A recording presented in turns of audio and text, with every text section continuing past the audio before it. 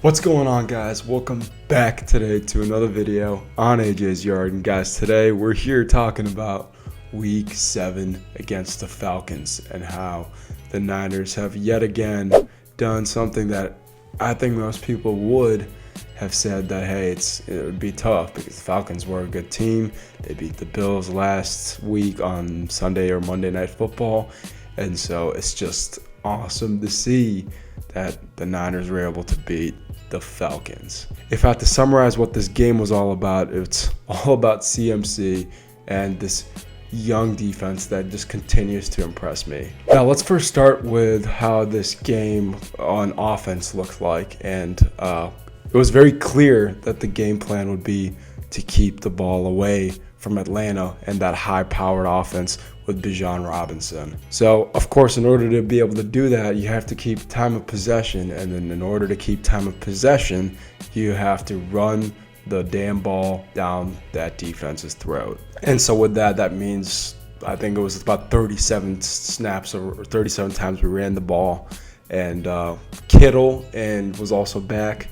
But him and the wide receivers didn't really get a lot of work because, as again, you're trying to keep the ball away from Atlanta, and this is the best way to do it. So I also want to give shout out to our offensive line, and I think this was probably their best bout yet, as we had our center Jake Brendel go out for Matt Hennessy, who did an amazing job at center.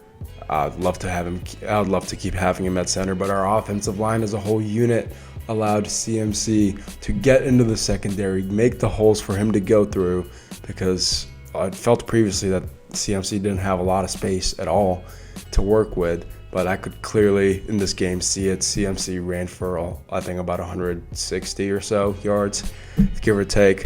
And yeah, it was just very awesome to see that offensive line as a unit was able to do so well. But like I said, guys, this is also about the defense, and the defense, I think, is what's surprising a lot of people and what's keeping us in these games. It is not really our offense yet, because the offense still has some things to work out. But getting into what this defense sort of looked like I said, I'm stunned by how good they look. We had a lot of pass breakups, which was needed because Atlanta is a pretty pass-heavy offense. And my favorite pass breakup was at the end of the game. Chase Lucas, he kind of knew the route well, like talking in the locker room after, and so he knew what was coming. Should have been an interception, and he knows that, but hey, the game is the game, and the game got over because of that. Now, how about Bryce Huff looking insane, looking very crazy? If there was that one sack that he had, that, my God, just the speed, just the plain speed that which he did that at, I was like, God damn, this is like faster than Bosa. Like, this is the fastest like I've seen, and that's kind of what he was known for, to have a really fast just start and stance. So he's able to get off the ground so fast. It's just awesome to see that happen.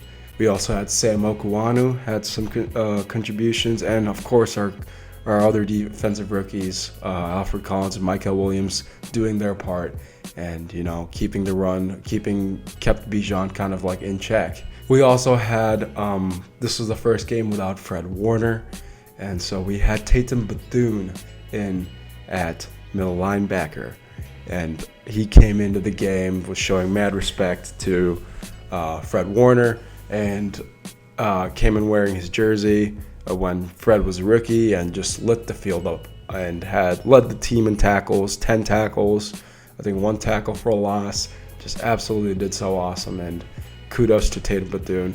Kudos to this entire defense for keeping this game in check and stunning that Atlanta offense. Now we're moving on to the Texans next week. I actually just got done. It was actually last night, late in the last night here on the East Coast, where the game ended at around 12-1. So it was that we had that going on, but Purdy seems to be a long shot still with playing in this Texans game. He called it an annoying injury, which I agree, because it seems like such a minor thing, but hey, when that ligament on your big toe is sprained, you can't flex it at all, which you need to in order to be able to plant your foot. And so, yeah, he might not play next week either. I really want to see Ayuk back because I want our wide receivers and our tight ends to get involved again and sort of get some sort of passing game going, especially if we have Mac Jones in for the next couple of weeks if Purdy can't come back. But I'm excited to see Ayuk as well. See Kittle get involved too. I started him in fantasy. He did not do anything. In terms of fantasy, he did amazing in terms of run blocking, but just very interesting to see if we actually look at this division right now. Oh man, this division is stacked. This division is absolutely stacked. We have the most wins, and the NFC West has the most wins right now. 3 5-2 teams. Yes, that is not. I'm not wrong there. And it's interesting because just seeing the Seahawks last night, and even seeing the Rams in London against the Jags, they're good in their own right, as they should be, and on paper I'd say that they're actually better, but the Niners are still keeping it very competitive. So yeah, never underestimate coaching. Coaching can take a team far, and yeah, I'm excited to see what the Niners do next. So alrighty guys, yeah, that's sort of it for today. I hope you guys are doing well as always, and take it easy fam. Peace.